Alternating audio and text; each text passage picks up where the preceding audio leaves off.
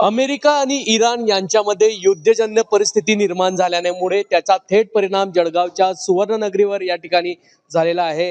जळगावच्या बाजारात आज जीएसटी सह सोन्याचे भाव हे 1,75,000वर गेले आहे, तर चांदी ही प्रति किलो 3 लाखाच्या वर या ठिकाणी गेलेली आहे.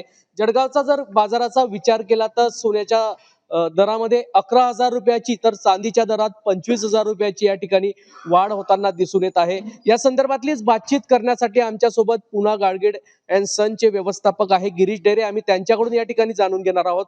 सर, काय सांगणार? युद्धजन्य परिस्थिती सध्या निर्माण झालेली आहे, त्याचा थेट परिणाम जळगावच्या सुवर्णनगरीवर या ठिकाणी होताना दिसून येत आहे. काय सांगाल? सध्या जे काही इराणनी ज्या गल्फ मधील ज्या काही US बेसेस जे आहेत त्याच्यावरती जे काही अटॅक केलेला आहे त्यामुळे ही वाढ झालेली आहे. ही वाढ ही स्पेक्युलेशनमुळे झालेली आहे. त्यामुळे खरं कारण ही युद्धजन्य परिस्थितीच आहे. सर, आगामी काळात देखील भाव वाढ होऊ शकते का?